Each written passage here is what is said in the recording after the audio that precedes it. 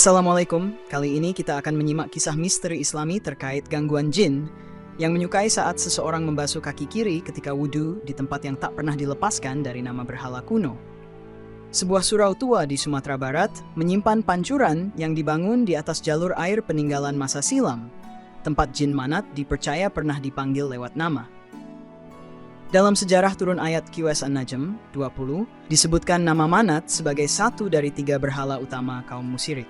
Dan hingga kini, ruh kepercayaannya masih menyelinap lewat kebiasaan-kebiasaan yang tak disadari. Ketika kaki kiri dibasuh dengan tergesa tanpa niat yang penuh, itu bisa menjadi pintu masuk makhluk gaib yang sudah lama tertidur dalam batu dan air. Apakah mungkin jin masih tinggal di tempat wudhu yang kita anggap suci? Pernahkah kalian mengalami hal serupa? Ceritakan di kolom komentar. Jangan lupa menuliskan sholawat kepada Nabi kita di kolom komentar. Karena sesungguhnya, Allah dan malaikatnya juga bersolawat kepadanya. Rizal Fajri melangkah pelan menuju tempat wudhu Surau Tua Tanjung Bonai.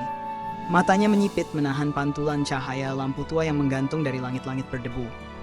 Saat ia membasuh kaki kanannya, air terasa dingin biasa. Namun ketika berpindah ke kaki kiri, tubuhnya menegang karena suhu air tiba-tiba seperti menyengat kulit. Ia menarik nafas panjang, mencoba menepis firasat buruk, tetapi terdengar sayup suara serak dari balik tembok pancuran, seolah ada yang menirukan lafaz niatnya. Pak Darwis, penjaga surau yang sudah renta, memperhatikannya dari pojok dengan tatapan dalam lalu berucap pelan, "Jangan lama-lama di pancuran sebelah kiri, banyak yang jatuh sakit habis wudhu di situ." Rizal menoleh cepat, namun Pak Darwis sudah berjalan menjauh sambil membawa gayung bambu dan lampu minyak, seolah tak ingin melanjutkan percakapan yang menggantung. Malam Rabu itu, langit nagari Kotolaweh gelap tak berbintang, dan Rizal melintasi halaman surau seorang diri usai pulang dari rumah Pak Ketua RT. Tiba-tiba, di dekat pancuran, ia mendengar bisikan lemah memanggil namanya. "Rizal! Rizal! Ambiak airnya dulu!" Dengan logat Minang yang asing dan serak.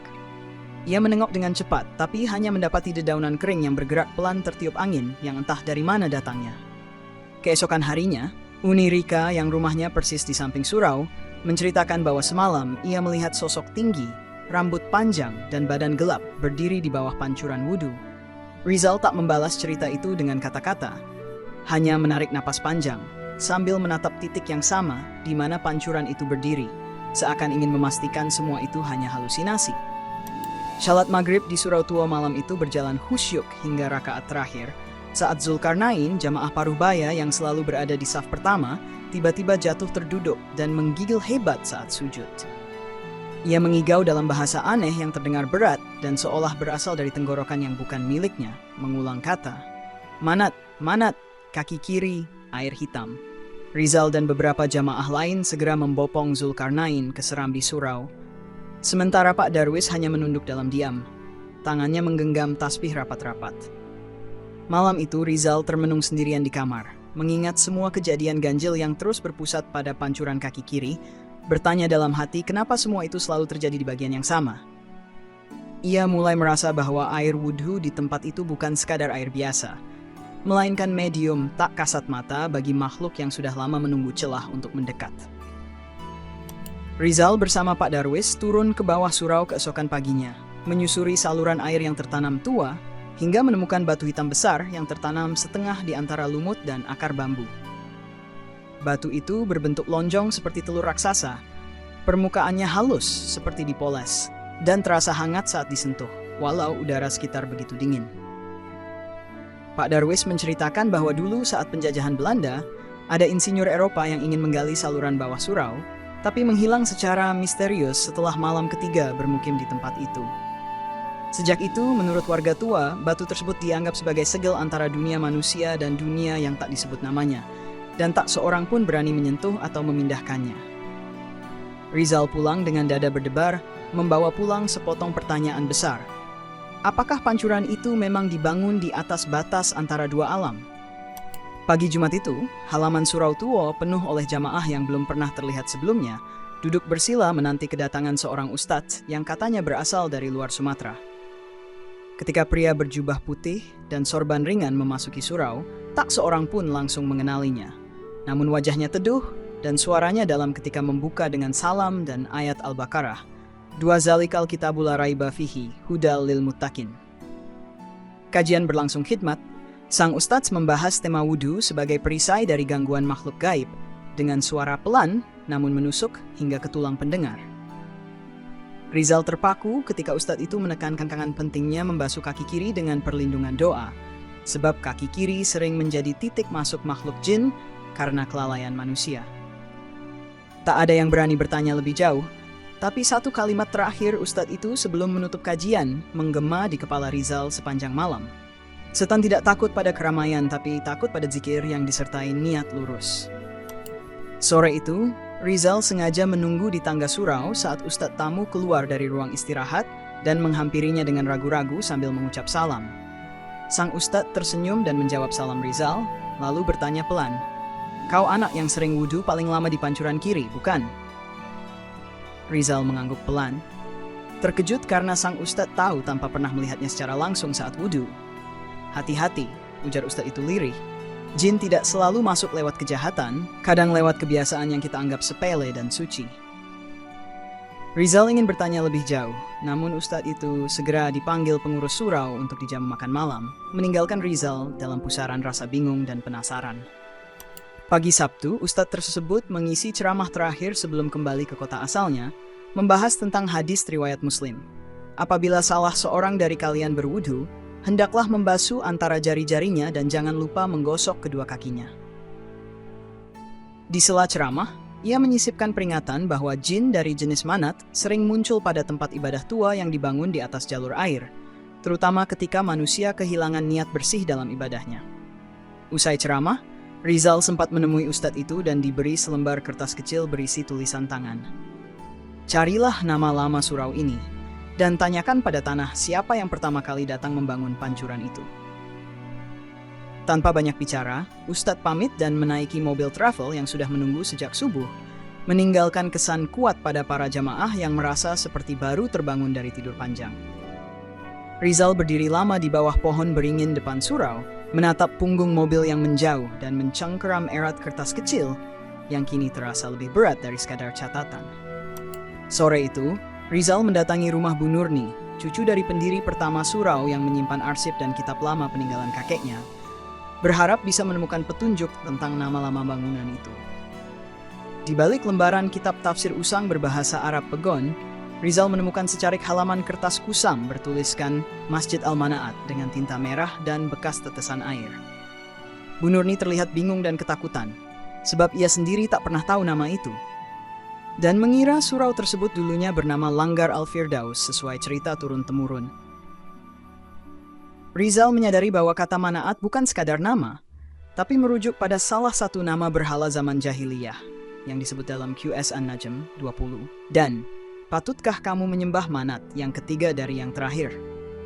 Rasa dingin menjalari tengkuk Rizal, sebab ia mulai menyadari bahwa gangguan yang terjadi bukan karena bangunan tua semata, tetapi karena nama itu sendiri tak pernah dihapus dari fondasi sejarahnya. Rizal memberanikan diri kembali ke pancuran saat malam menjelang, membawa sebotol air ruqyah dan beberapa ayat Al-Mu'awwidzat yang ia hafalkan dari pengajian.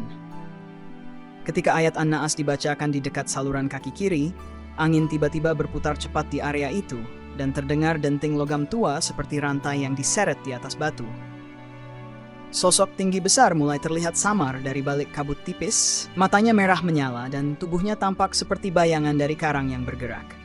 Makhluk itu membisikkan kalimat yang membuat lutut Rizal melemas.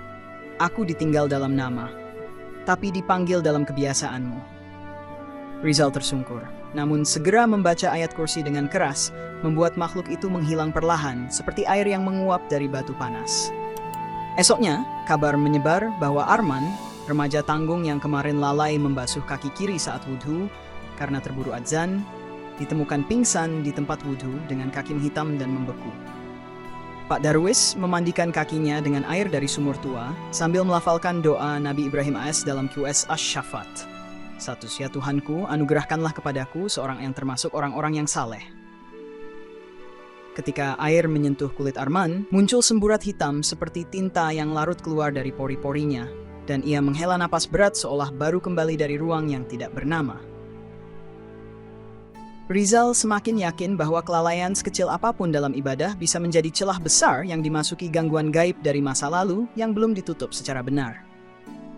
Ia pun memutuskan untuk mempelajari lebih dalam tentang wudhu, bukan sekadar gerakan fisik, tetapi makna batin di balik tiap basuhan. Bersama 5 jamaah muda, Rizal melakukan itikaf malam di surau. Mereka berzikir sambil menggali sejarah masjid lewat dokumen, cerita tua, dan tanda-tanda yang tertinggal di batu dan kayu. Dalam mimpi malam itu, Rizal melihat sosok wanita tua berpakaian adat Minangkabau memandangi pancuran sambil mengulang-ulang nama Manaat dalam suara menyesal. Ia terbangun dengan ayat dari QS Al-Araf 27. Sesungguhnya setan itu melihat kamu, dia dan pengikut-pengikutnya dari suatu tempat yang kamu tidak bisa melihat mereka. Keesokan paginya, mereka temukan batu datar di balik pancuran dengan ukiran huruf Arab tua bertuliskan, Bismillah, jangan sebut nama selain Allah di sini. Batu itu segera mereka bersihkan dan dipindahkan ke dalam surau sebagai penanda bahwa tempat itu bukan lagi milik masa lalu yang kelam, tapi milik zikir yang terang. Malam terakhir Ramadan, Rizal memimpin bacaan Yasin dan zikir jamaah di area pancuran, menutup dengan doa tolak bala dan permohonan agar tempat itu dilindungi dari fitnah jin dan manusia. Dalam bayangan matanya, ia kembali melihat sosok tinggi besar itu berdiri jauh di belakang pohon. Namun kali ini tidak mendekat, hanya menatap seolah ingin pamit. Sambil berdiri di samping pancuran, ia membaca QS An-Nur 5. Allah adalah cahaya langit dan bumi, dan menyiramkan air yang telah dibacakan ruqyah ke setiap saluran wudhu. Setelah itu, gangguan berhenti total, tak ada lagi suara, bayangan, atau keluhan dari jamaah, dan pancuran itu kini menjadi tempat paling sunyi namun menenteramkan di seluruh surau. Rizal tersenyum saat melihat seorang anak kecil dengan polos membasuh kaki kiri sambil mengucap basmalah keras-keras, tanda bahwa jin Manat kini hanya tinggal dalam sejarah, tak lagi hidup di pancuran.